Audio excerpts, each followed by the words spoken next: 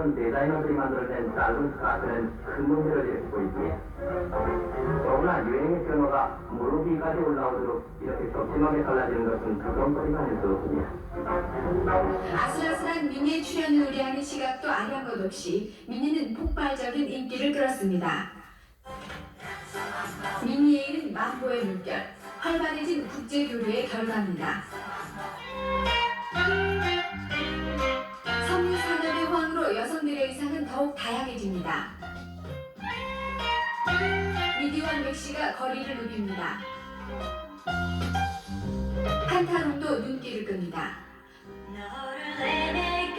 맞춤복으로 이뤄주던 패션은 대량 생산 체비를 갖춘 기성복에 자리를 내주기 시작하고 남성들도 패션에 동참합니다.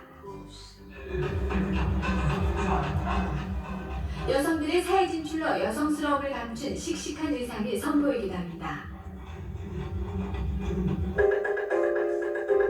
젊은이들은 젊음을 누리듯 청바지를 즐깁니다. 다양한 치마 길이의 공존, 유행에 휩쓸리던 풍조가 사라지고 있음을 엿볼 수 있습니다.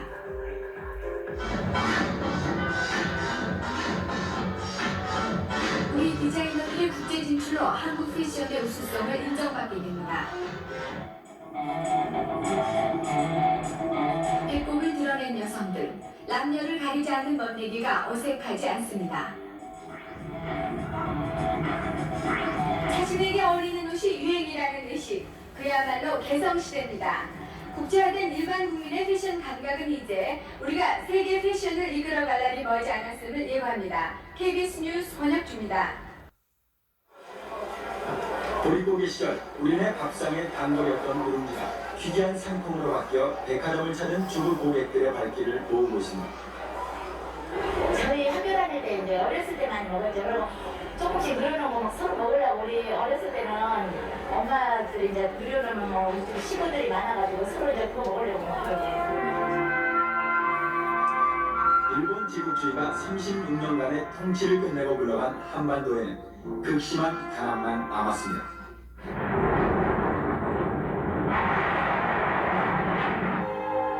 그리고 전쟁으로 초토화된 국토에는 빈곤과 절망만 가득했습니다.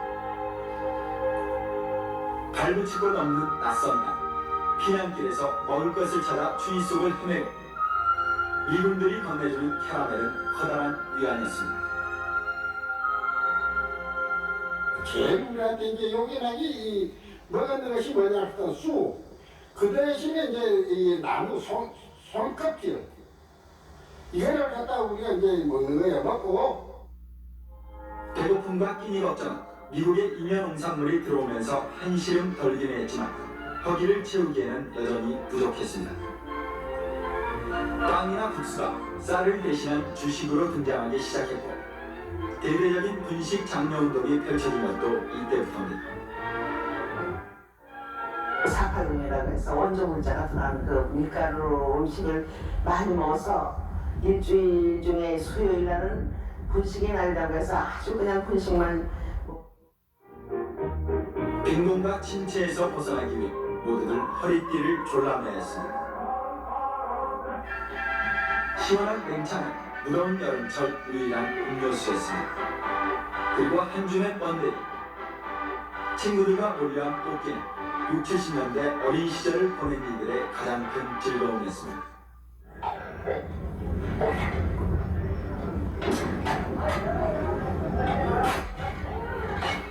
경제가 고도 성장을 거듭하면서 먹을 것, 살림살이가 점차 나아지고 과소비가 심각한 사회 문제로 떠오릅니다. 1인당 국민소득 $10,000를 눈앞에 둔 오늘 우리의 먹거리, 식생활은 적어도 양적인 면에선 풍요로움으로 대변됩니다. 풀뿌리, 나무 껍질을 마다하던 시대에서 건강식과 미용식을 찾는 시대, 결식아동을 걱정하던 시대에서 비만, 살 빼기를 걱정하고 균형 있는 영양 섭취가 중요한 시대로 바뀐 것입니다. 그러나 끼니를 거르는 절대 빈곤층 어린이와 노인 문제와 같은 곳곳에 남아있는 풍요 속의 빈곤 현상은 복지사회를 지향하는 오늘 우리 사회가 해결해야 할 시급한 과제입니다. KBS 뉴스 김정명입니다.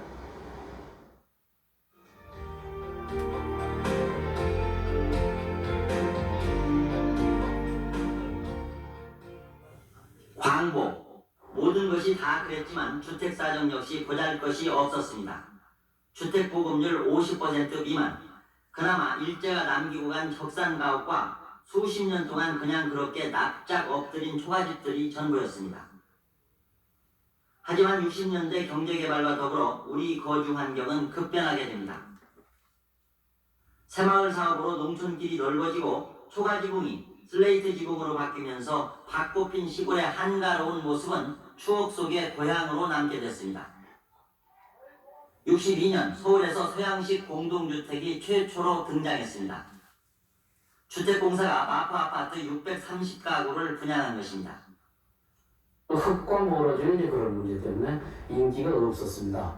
분양도 안 되고 임대도 안 돼서 주공 직원들에게 할당을 해가지고 세대씩 책임을 지는 그런 상태가 있었습니다. 그러나 아파트 바람은 근대화 물결과 함께 도시지역을 중심으로 거세게 불어왔습니다. 반포, 잠실, 여의도 등 모래바람이 불던 허허벌판에 모래바람 대신 아파트 진출바람이 몰아닥쳤고 이것이 투기바람을 낳기도 했습니다. 주택 수요가 갑자기 늘기 때문에 주택 가격이 폭등을 하는 그런 현상을 빚었고 주택 가격이 오르기 때문에 또 주택이 투기의 대상이 되어가지고 사회적으로 큰 물의를 일으키고 정책적인 부담을 안게 됐던 겁니다. 이 같은 와중에서 와우 아파트가 무너져 경종을 울리기도 했지만 마이홈, 곧 아파트라는 주택 문화는 기세를 더해갔고 우리의 전통 한옥은 점차 문화재로 자리바꿈을 했습니다. 최근 2, 3년 동안 주택 보급률이 80%를 넘어서면서 미분양 아파트가 들자 양 위주에서 질 위주로 주택 시장에 새로운 변화가 일고 있습니다. 건설업체들은 성실 시공 과정을 소비자에게 일일이 보여주지 않으면 안 됩니다. 이와 같은 과정을 거쳐 올해도 아파트를 포함해 약 60만 가구의 주택이 지어져 새 입주자를 맞게 됩니다. 소수 특정 입주자를 겨냥하는가 하면 집안에서 거의 모든 일을 할 수 있는 이른바 인텔리전트 거주 공간이 새롭게 선보이고 있습니다. 원룸, 주상복합, 빌라트, 시티빌 등 주거 문화의 새 방향도 제시되고 있습니다. 50년 전 비바람만 가리면 좋겠던 시대에서 이제 만불 시대의 경제 수준에 걸맞는 주택 개성 시대로 접어들고 있습니다. KBS 뉴스 이희찬입니다.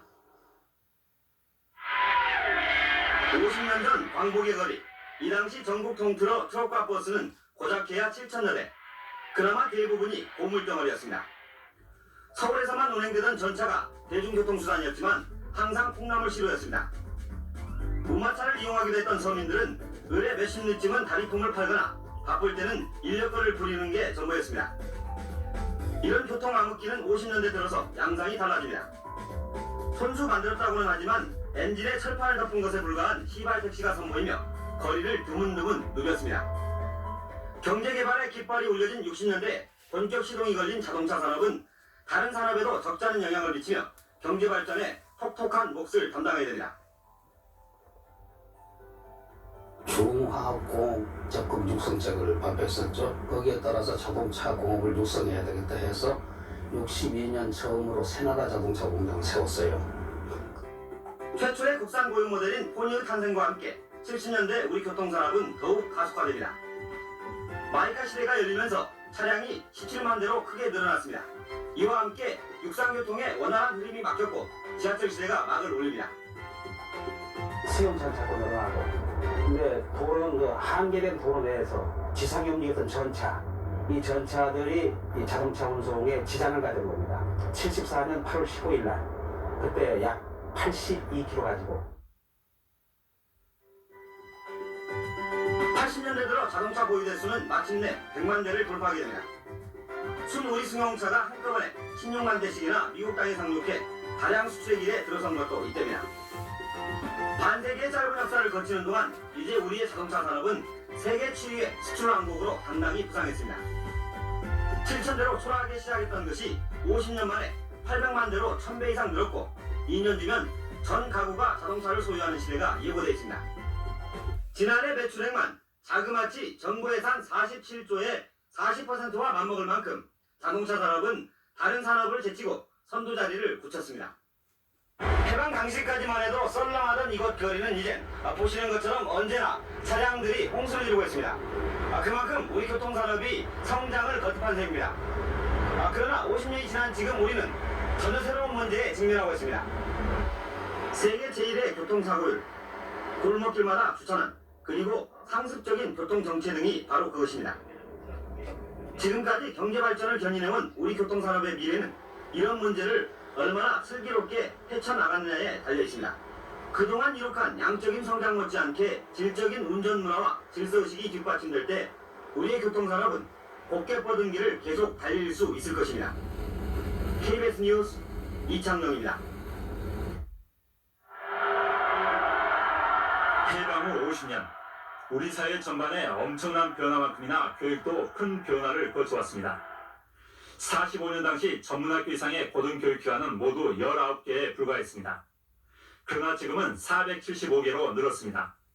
학생 수도 당시 7,800여 명에서 220만 명으로 무려 300배 가까이 늘었습니다. 이러한 고등교육의 급속한 성장은 바로 경제 성장의 가장 큰 원동력이었다는 평가를 받고 있습니다. 일제치하에서 억눌렸던 교육열은 해방이 되자 대학 설립과 진학 붐으로 나타났습니다. 46년 국립서울대학교의 설립에 이어 수많은 사립대학이 신설됐습니다. 특히 6.25를 거치면서 전시연합대학을 모태로 지방국립대학이 설립됐습니다. 또 52년부터 54년까지 2년 동안에 무려 16개의 사립대학이 생겨났습니다. 그러나 이러한 대학의 난립은 50년대 대학 졸업자의 취업률이 40%가 못 될 정도로 수많은 고등실업자의 양산으로 이어졌습니다. 60년 사회부는 그동안 양적으로 급성장한 대학의 힘이 폭발한 사건이었습니다. 그러나 곧이어 등장한 군사정부는 대학에 대한 통제를 대폭 강화하고 대학의 목적이 경제성장에 필요한 인력 공급처라는 점을 명확히 했습니다. 70년대를 통해 대학 존자의 급증과 인류대학 진학 경쟁은 과외 열풍이라는 사회 문제를 일으켰습니다. 81학년도부터 대학 입시 본고사를 폐지하고 대학의 졸업증원제를 실시해서 5호 공화국 정부의 이러한 강제적인 조치는 대학사에 엄청난 반발을 불러일으켰습니다. 특히 80년대 대학은 학생운동이 이데올로기적 성향을 띠면서 과격화 양상을 보여 내내 몸살을 앓아야만 했습니다. 90년대 들어 대학사회는 변화의 시대에 적응하지 못한다는 비판과 함께 위기에 직면했습니다. 학생을 받아들이는 데만 지금 열을 올리고 있고 학생들을 어떻게 잘 길러가지고 교육의 질을 높이느냐 하는 데 대해서는 거의 무풍지대, 말하자면 안주하는 그런 상태에 있다, 그렇게 볼 수 있습니다. 대학 진학률 46%, 미국에 이어 세계 2위입니다. 양적으로는 이미 교육 선진국의 위치에 도달했습니다. 그러나 이제는 세계 각국의 대학과 경쟁할 수 있는 내실에 있는 질적 성장을 통해 새로운 도약을 해야 할 때가 왔습니다. KBS 뉴스 안형아입니다. 우리나라 수치 물량의 90%를 차지하는 부산항. 자정이 가까운 시간인데도 화물을 싣고 내리는 크레인이 바쁘게 움직이고 있습니다. 수입 화물을 운송하거나 수출을 위해 공장에서 싣고 온 컨테이너 차량이 분주하게 부두를 떠나들고 있습니다. 우리나라 수출입 물류의 첫 시작이자 맨 마지막 관문인 부산항은 하루 24시간 잠시도 쉬지 않고 밀려드는 물동량을 처리하고 있습니다. 현장 용어는 3개 파트로 나눠가지고 야간도 주간하고 똑같이 지금 작업을 계속하고 있습니다. 그리고 8월 1일부로 현장 기구를 좀 개편을 해가지고 터미널 1, 2 상과를 만들어가지고 개가등 책임하에서 열심히 지금 노력하고 있습니다. 올해로 개항 119주년을 맞는 부산항. 연락선 몇 척만이 떠나들던 항구가 이제는 5만 톤급 초대형 컨테이너선이 수시로 입수하는 거대 항만으로 변모했습니다. 지난 한 해 동안 처리된 컨테이너 물동량만 해도 380만 개, 세계 5위에 속하는 국제 항만입니다. 특히 WTO 체제 출범과 중국 등 동북아 경제권이 급부상하면서 부산항의 국제적 비중도 커지고 있습니다. 그동안 부산항을 스치고 지나가던 세계 주요 선사들이 지금은 대부분 부산항을 기항하고 있습니다. 중추항만으로서 세계적인 간선 항로에 포함되어 있습니다. 이와 함께 물동량 또한 매년 큰 폭의 증가세를 보이고 있습니다. 2년 전까지만 해도 평균 6 내지 7%의 성장세를 보였습니다만 작년에는 20%, 올해는 10%의 추세로 막대한 증가율을 보이고 있습니다. 그래서 95년 현재 개장일에 최대의 물량 추이를 지금 나타내고 있습니다. 부산항은 얼마 전까지 자정까지 해오던 야간 작업을 최근에는 철야로 물동량을 처리하고 있습니다. 불이 꺼지지 않는 부산항, 한밤 정적을 곁들이며 요란하게 움직이는 부산항의 크레인 소리가 활기찬 한국 경제의 모습을 그대로 반영하고 있습니다. KBS 뉴스 주한입니다.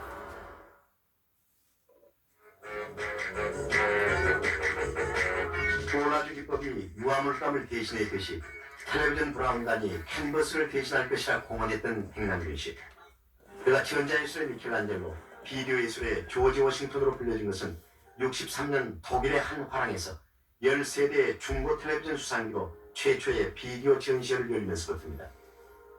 이때의 기법은 영상을 굴절시키거나 네거티브로 전환하는 단순한 방식이었습니다. 그러나 70년대 들어 방송에 진출하면서부터 비디오 합성기인 신더사이저를 개발하고 80년대에 이르러서는 표현 기법을 무한히 확장해 비디오 예술을 현대예술의 중요한 장르로 붙입니다.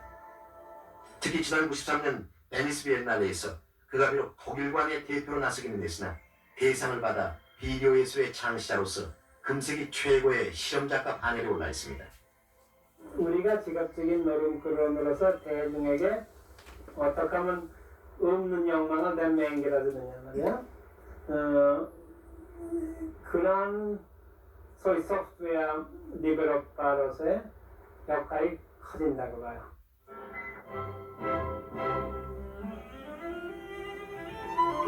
유엔 마약 대사인 정명훈, 정경화, 정명화 특유 한국의 음악성을 세계에 알린 예술가족입니다. 셋째 명훈 씨는 바스티 오페라단을 나온 후에도 파리 음악계로부터 94년 최고의 음악가로 뽑힐 만큼 건재하고 또 12살 때 줄리엣 음악학교 유학해서 19살 때 레벤트리트 콩쿠르에서 핑크스 조크만과 공동 1위를 했던 둘째 경화 씨도 47살 된 오늘까지 신들린 듯한 연주로 세계인의 가슴에 강렬한 감동을 뿌리며 정상을 향해 질주해왔습니다. 84년 동양인으로서는 처음으로 뉴욕 메트로폴리탄 오페라 극장 무대에 선 뒤 38살인 지금까지 모차르트 전문 가수로서 절정기를 맞은 소프라노 홍혜경 씨도 빼놓을 수 없습니다.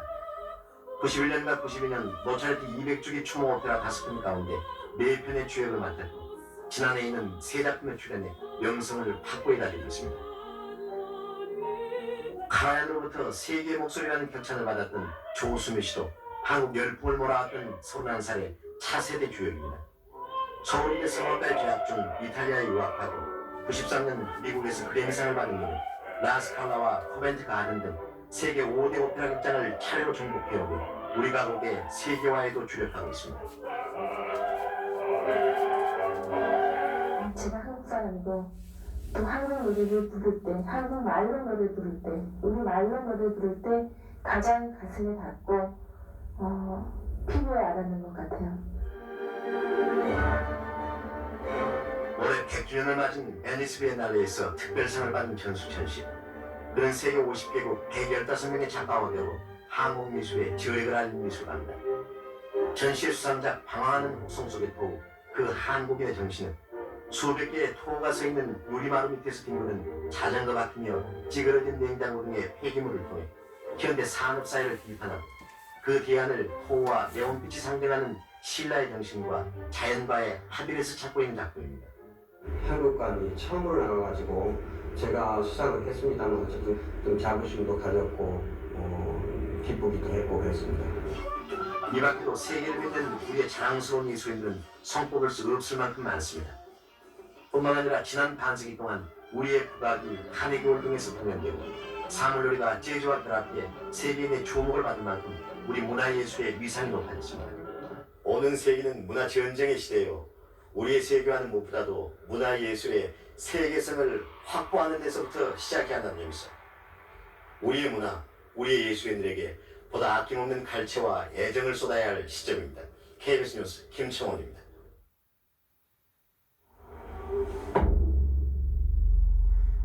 이란국으로 통신을 시작한 우리 민족은 끈질긴 노력으로 이제는 세계 8위의 통신 대국으로 성장했습니다. 100년 전 전화의 등장으로 우리 통신은 새로운 전기를 맞았으나 국물에 국한된 그릇맛 단계였습니다. 그나마 일제 침탈로 통신 주권마저 빼앗겨 자주적 발전은 기대할 수 없었습니다. 8.15 광복으로 회복된 통신권과 함께 경제발전으로 확대된 통신망은 근대화의 견인차 역할을 했습니다. 땅 위로, 땅 속으로, 해저로, 위성으로 통신망은 이제 전국 방방곡곡에 뻗쳐 국가신경망을 이뤘습니다. 전화도 한 가구에 2대꼴, 세계 8위의 시설 보유국이 됐습니다. 지금까지의 통신은 데이터와 음성을 위주로 하여 발전해 왔습니다마는 미래의 통신은 광케이블과 위성에 의하여 대량 정보 전달이 가능해짐에 따라서 컴퓨터와 방송이 어우러진 멀티미디어 시대로 발전해 나갈 것입니다. 한국통신에서 시범적으로 서비스하고 있는 전화비디오입니다.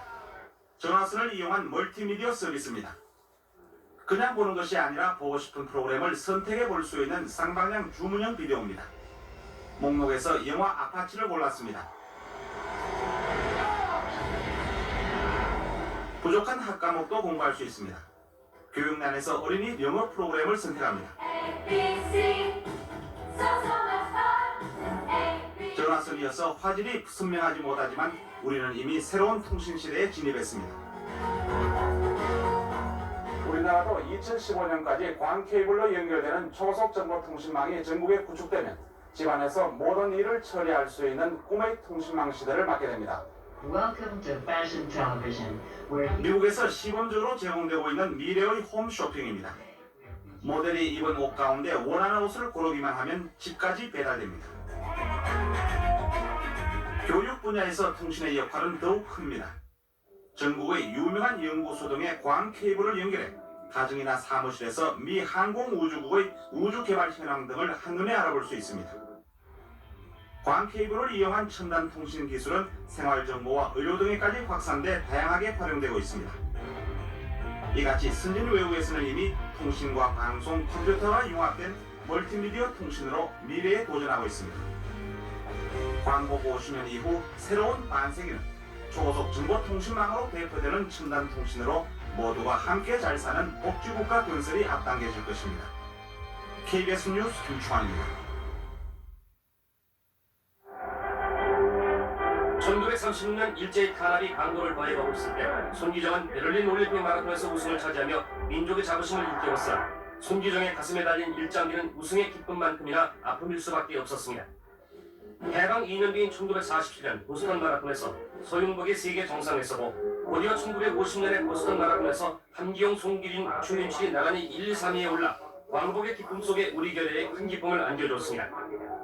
1992년 바르셀로나 황용조가 마침내 마라톤에서 우승을 차지하며 우리나라에 근대체육이 도입된 이후 최대의 기쁨을 온 결의에 안겨주었습니다.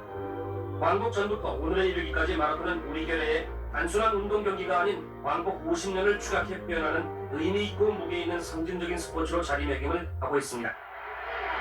1895년 고종왕자의 교육조서로 비롯된 우리나라의 근대체육은 일제의 강점기와 한국전쟁 등의 어려움을 딛고 일어서 1988년 서울올림픽에서 가장 빛나는 꽃을 피우게 됩니다.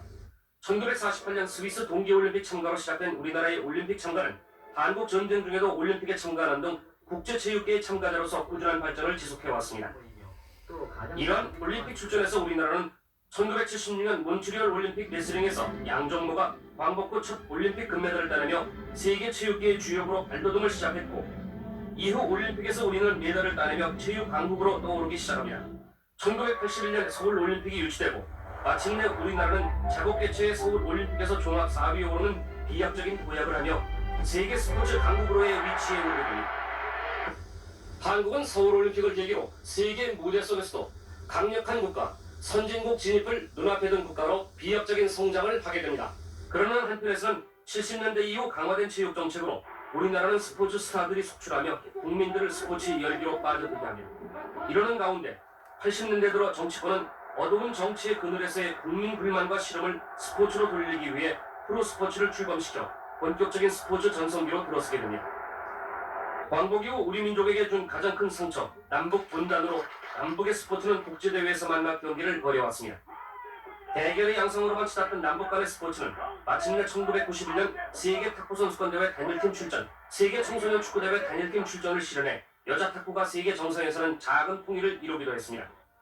한국 스포츠는 광복 이후 우여곡절을 겪으면서도 꾸준한 발전을 해온 반면에 직면하고 있는 그림자 또한 곳곳에 깔려 있습니다.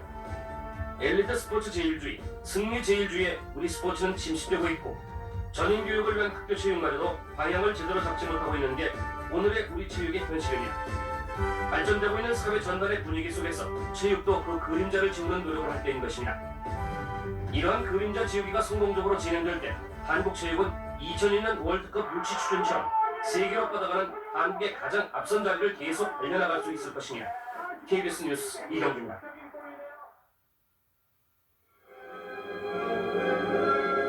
한국 정치 50년사는 갈등 50년사의 다름 아닙니다.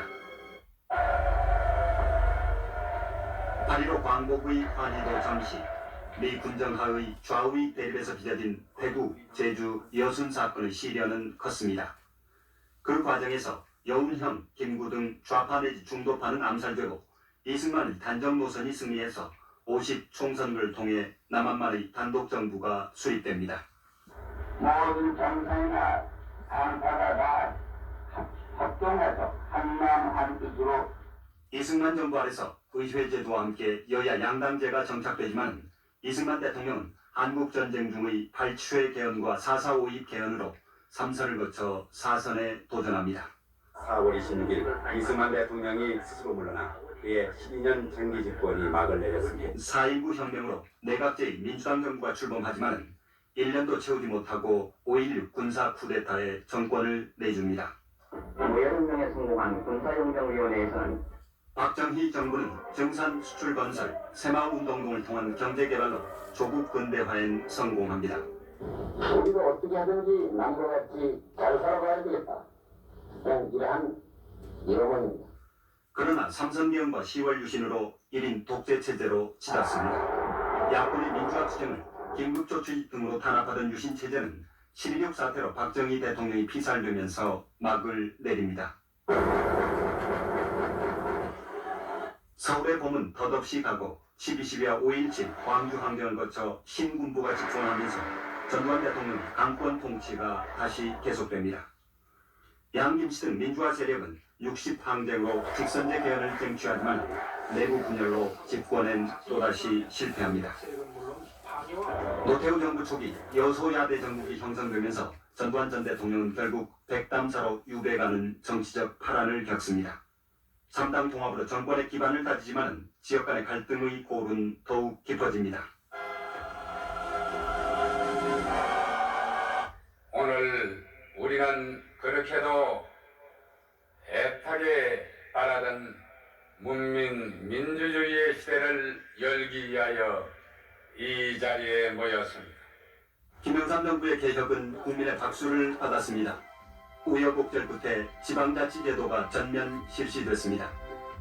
그러나 지역 분할과 여당의 참패로 나타난 지방선거 결과는 정치권의 변화를 잉태하고 있습니다.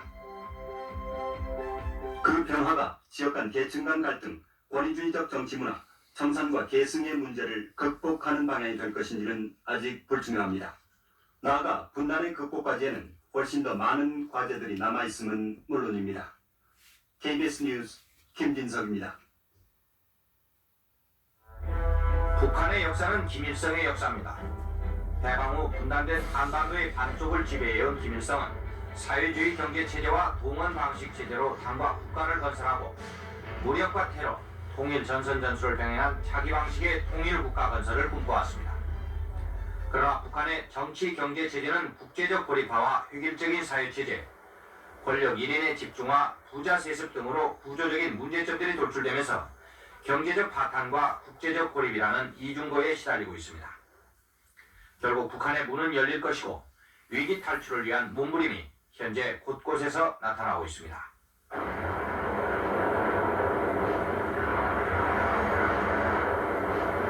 한국 전쟁과 그 후 진행된 60년까지의 경제 개발로 북한은 최소한의 의식주를 해결할 수 있는 자립 기반을 다져가지만 김일성은 사실상 이때부터 완벽한 일당 독재 국가의 기반을 쌓아갑니다.